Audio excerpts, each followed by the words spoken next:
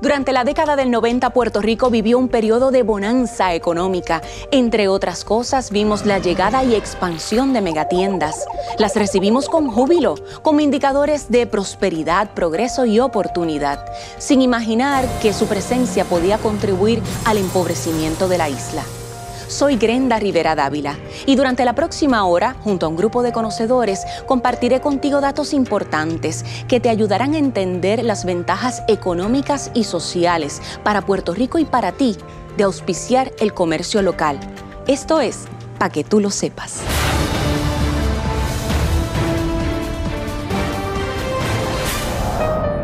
Para esta conversación sobre empresarismo local, megatiendas, tu beneficio, tu economía, hemos invitado a un grupo de amigos y yo no quisiera presentarlos como empresarios porque son mucho más que eso, son visionarios, son valientes, son luchadores como la gran mayoría de las personas que viven en este país. Voy a comenzar con la dama, Enid Monge de Pastrana, presidenta del Centro Unido de Detallistas y propietaria de Floristería Estrellitas y algo más. Muy bien. Carolina. Bienvenida. Saludos a todos. Cómo no. Y a su lado está el señor Edwin Ortiz Soto, presidente de la Junta de Directores de Supermercados Selectos y con Selectos en Morovis. Morovis, Orocovis y Manatí. Encantado. Saludos a todos. Cómo no. Gracias. Gracias por estar aquí. Carlos Toro Zárraga, de Oscar Cash and Carry en Caguas. Como dice una amiga, el pueblo, el país de Caguas. Eso es así. Y también nos acompaña Eliot Pacheco Beauchamp, presidente de la Asociación de Farmacias de la Comunidad y propietario de Farmacias Reyes. Farmacias Reyes en Calley. Saludos a todos. En el casco urbano. El casco urbano. Así se dice a lo a lo puertorriqueño. Bienvenido. Muy bien, Eliot. Y está también el doctor José Alameda Lozada, profesor del recinto de Mayagüez de la Universidad de Puerto Rico y quien tiene un doctorado en Economía de la Universidad de Gales, Correcto. en el Reino Unido. Exacto. Gracias, profesor, por estar aquí con Saludos. nosotros también. Yo creo que deberíamos comenzar con usted, Alameda, para que nos hable un poco sobre la situación del capital empresarial en Puerto Rico al momento. Puerto Rico comienza con una estrategia de desarrollo para los años 50, más o menos, donde fundamentalmente se ata al desarrollo de la manufactura, al atraer empresas norteamericanas al sector de manufactura, pero crece también concomitantemente los sectores de servicios, de ventas al detalle. Interesantemente, se crecía tanto la empresa local, el empresarismo local, las compañías como los González Padín, las ferreterías Merino, crecían al lado de empresas norteamericanas, New York Department Store, Sears, claro, que llegaban a Puerto Rico, competían en buena lid y había un marco de diferencia entre los diferentes sectores en términos de la competencia. Para el economista, competencia o libre competencia es cuando tú estás de igual a igual. Tú tienes una estructura industrial, organización industrial muy similar que compite de tú a tú. Es como yo le digo a los estudiantes para que entiendan. Sí, sí. Tú tienes dos boxeadores, pero el hecho de que sean boxeadores tienen que estar dentro de la misma categoría. No va a poner a Mike Tyson a pelear con el Nene Sánchez. Claro. ¿Verdad? Porque sabemos que aunque son boxeadores son diferentes pesos. En este sentido, cuando entra megatiendas donde comienzan a tener una alta rivalidad, ya no es competencia, porque comienza la saturación de los mercados, comienza entonces a tratar de acaparar y sacar de la competencia dentro del marco del mercado las demás pequeñas empresas. Se instalan en Puerto Rico, contratan personal, lo cual en efecto es trabajo para Puerto Rico, él es el puertorriqueño. El problema es la calidad del trabajo, ¿verdad? Y sobre todo esa permanencia, que es lo importante para realmente cualquier familia establecerse, crecer y realmente tener planes futuros. El trabajo, como dicen por ahí, mejor conocido, ¿verdad?, como part-time o tiempo medio, técnicamente no es malo, porque se ajusta a ciertas personas en Puerto Rico, como son los estudiantes, como son el personal joven, que en efecto, ¿qué hace? Ayudarlos a estudiar y ser profesionales. Pero es importante lo que es el trabajo a tiempo completo. Y por ejemplo, Selectos, el 50%, el 60% de sus empleados son empleados a tiempo completo. Es importante señalar también de que cualquier país del mundo, para mantener una estabilidad de su crecimiento económico de largo plazo, necesita una base empresarial local sólida.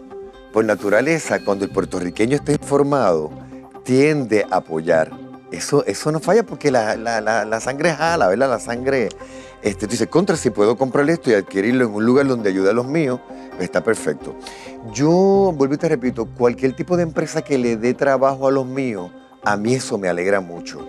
Pero cuando tú te vas educando y vas aprendiendo otros factores, pues ahí es que te empiezas a preocupar. Por ejemplo, si todo el dinero que va a generar X empresa antes de la medianoche va a estar fuera de mi país y no va a estar siendo utilizado ni fortaleciendo la economía de mi país, eso a mí me preocupa.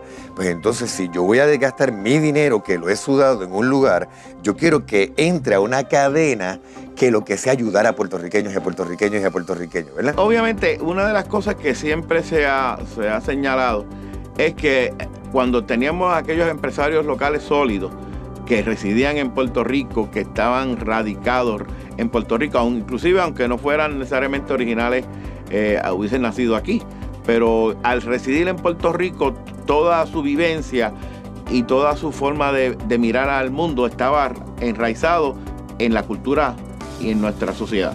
Por lo tanto, obtenían sus niveles de ganancias, se invertían en los bancos locales, se establecía el pago a las contribuciones de los diferentes municipios, al erario público, pero también si había expansión de esas cadenas, pues se hacía dentro del marco de su capital local. Miguel Enrique en 1710 fue el negro más rico de toda América y era empresario.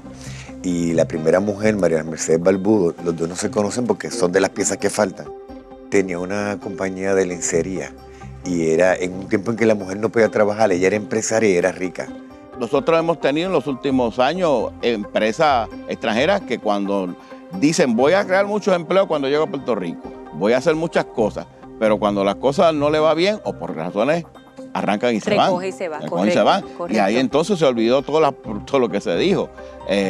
Así que la base sólida empresarial local es la que te permite crecer en una forma de steady state, como decimos los economistas, de crecimiento continuo.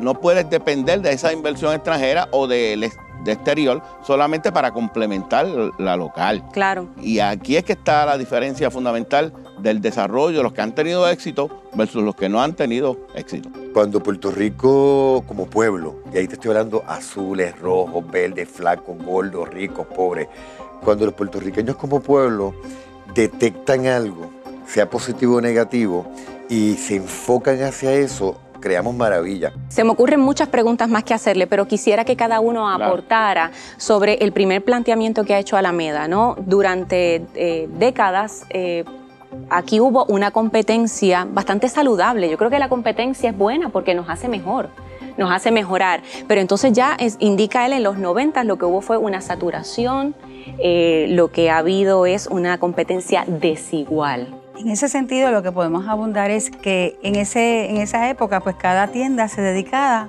a X cosas. En esta ocasión, estas grandes cadenas lo que quieren hacerlo todo, acapararlo todo, y así ha lastimado a los sectores que ya estaban desarrollados. De lo que debemos hacer es crear un ambiente positivo para que toda industria, todo sector se pueda desarrollar satisfactoriamente. El pueblo es testigo de los estilos que están utilizando, donde antes no se usaban los nombres de las compañías, ahora nos señalan por el nombre. Mira, que yo compré esto más barato en Selecto, en Econo, qué sé yo qué, y ellos dicen que ellos venden barato, pero en realidad no venden barato más. Eso lo comprueba día a día la gente que van allí y tienen que llevarse unos paquetes enormes de bistec, de chuleta, lo que sea, cuando nosotros podemos vender solamente un paquete pequeño, o un bistec, una chuleta, lo que sea. O sea, nosotros tenemos la facilidad para hacerlo, y ellos no la tienen y quieren que tú lleves cantidades de productos que no es razonable que tengas que servir tu de almacén de ellos. ¿Es un mito entonces esto de los precios? Definitivamente es un mito porque nosotros compramos donde ellos compran y la calidad que nosotros velamos es la misma que ellos tienen. Honestidad. Eso no es solamente en el negocio. Eso es un principio que aplica a todo. Digo, a mí me está bien interesante que hay el anuncio de una compañía extranjera que dice, si usted encuentra un precio mejor en tal empresa, tráigalo. Bueno, si ese precio mejor está en tal empresa, lo que te está diciendo es que esa empresa tiene mejores precios. Así que sería bueno analizar toda esa información. Para ti, tu negocio, me imagino que se siente rivalidad. Se siente la rivalidad, particularmente en el momento cuando uno está tratando de servir a la gran mayoría de clientes que uno pueda. A través de los años, como estas compañías, ¿verdad?, tratan de hacer todo para todo el mundo, pues la clientela de uno se va mermando. Y pues eso hace que las cosas sean un poquito más difíciles, además de que entonces también compiten directamente con uno y hasta compiten con los suplidores de uno en cierta medida. Así que las alternativas se van achicando a medida que pasa el tiempo y a medida que ellos van acaparando más del mercado. Debe haber, de la misma forma que como una vez al año se premian los actores, los músicos y lo demás, vamos a tener que empezar a hacer una premiación para los empresarios. Te voy a explicar por qué. Porque de verdad que ser empresario en Puerto Rico y triunfar es una excepción a la regla, porque tú has roto con... Es todo lo que existe para que tú no triunfes. Todo lo que existe es para que se apague esa luz. Si tú logras vencer todo eso y al fin del año tienes números considerables, tienes buena cantidad de empleados, estás creciendo, esto no es la lucha de David y Goliat, esto no es como decían el pitire y el guaraguao, o sea, esto es una cosa para el libro de récord Guinness. O sea, porque realmente si tú lo analizas bien, tiene todo en su contra y esas personas están ahí. En el caso de las farmacias, la farmacia es un ejemplo bien dramático. Sí. Yo pienso que la situación de la farmacia solamente se puede estudiar, puede ser un curso universitario, Claro. ¿verdad? Bueno, en el caso de las farmacias, nosotros teníamos una particularidad que eran los certificados de necesidad y conveniencia. En el 2005, en un caso que llevó una megatienda versus el Departamento de Salud, ese certificado de necesidad y conveniencia se elimina. Entonces, pues el mercado está abierto para cualquier establecimiento que quiera colocar una farmacia o un recetario. ¿Qué pasa? Desde el 2005 hasta el 2013, nosotros hemos perdido aproximadamente 200 farmacias de comunidad. En ese mismo periodo, de 2005 a 2013, las farmacias de cadena han aumentado sobre 70, 80 tiendas. Yo le digo la invasión de farmacia, ¿verdad?, extranjera, que se ha convertido en un cáncer para nosotros y un problema para nosotros grandemente, no tan solo por el factor económico, sino que se nos están quedando con el personal profesional farmacéutico que está extremadamente escaso. El Colegio de Farmacéuticos de Puerto Rico tan solo recluta de 40 a 45 estudiantes. Y más de la mitad de ellos, la farmacia Walgreens le ofrecen unos incentivos económicos para sus gastos de estudio a cambio de que cuando se gradúen se comprometan a trabajar con ellos en 3 o 4 años. Tengo entendido que van a ser muchas más farmacias CVS y Walgreens y casi todas van a estar una frente a la otra.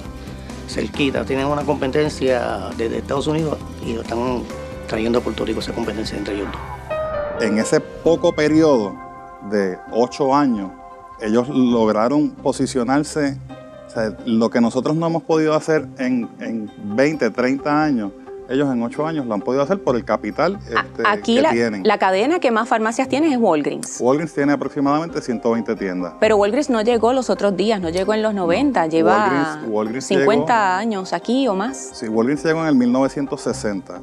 Y el dato es que de 1960 a 2005 ellos tenían 60 tiendas. De 2005 a 2013 pusieron 60 tiendas adicionales. Así que en 8 años hicieron lo que les duró 40 años hacer. Correcto. Antes, para establecer una farmacia en Puerto Rico, tenía que demostrarle que hacía falta. Hace como 10 años atrás, eso lo eliminaron esa ley. Y en ese momento las farmacias, por más malas que estaban, valían dinero porque Walgreens las compraba a unos precios altos y las sacaba del mercado y se metían ellos para los permisos. Pero al eliminar eso de necesidad y conveniencia, ellos se pueden establecer en cualquier lado de Puerto Rico, al lado tuyo, donde quieran. ¿Por qué es malo? ¿Por qué entonces se empobrece Puerto Rico? ¿Por qué se habla de crisis y de pérdida de empleos? Pues las megatiendas han ido aumentando significativamente su espacio en pies cuadrados. Pies cuadrados, exacto. Ha aumentado pies cuadrados, pero lo de los empleos es relativo. Entonces, el marco del empleo, el sector de comercio tampoco ha aumentado los niveles de empleo. ¿Por qué? Porque por cada empleo que se gana, hay un estudio de la Universidad de California, del sur de California, que por cada empleo que se ganaba en Estados Unidos, se perdían 1.7 en otros sectores. Por lo tanto, el factor neto, el elemento neto no es de ganar nuevos empleos adicionales, sino es que yo gano aquí, pero pierdo más acá. Entonces, por eso es que tú ves la expansión brutal de estas megatiendas. A pesar de que la población en Puerto Rico baja, el ingreso baja, ellas expanden. ¿Y cómo expanden? Pues haciendo que las demás cierren. Pues vienen con el pretexto de crear empleo, pero cuando van a crear esos empleos usan o fondos federales o fondos locales, así que terminamos nosotros pagando esos empleos y subsidiando esos empleos. Y son fondos limitados. Y son fondos limitados, que es lo que nosotros venimos diciendo. Hace poco abrió una megatienda en Santurce, en la Chetot. Le dieron exención de 10 años de CRIM y 5 años de patente. Y en adición a eso, el Departamento del Trabajo le dio unos fondos para que empezaran a trabajar. Nosotros lo que pedimos es trato igual. Si tú le estás dando esa extensión de patente y de CRIM, dámela a mí también, al local. Yo no quiero que tú me trates mejor que nadie, ni tengas un trato preferencial conmigo. Trátame igual que los estás tratando a ellos. Aquí es que uno va a la fibra de lo que debe ser la política pública, tanto de los municipios como del gobierno central, que es a tratar de atajar ese crecimiento y tratar de evitar que eso se dé de manera desmedida, porque no, lo que hemos visto en los últimos años es que eso no ayuda,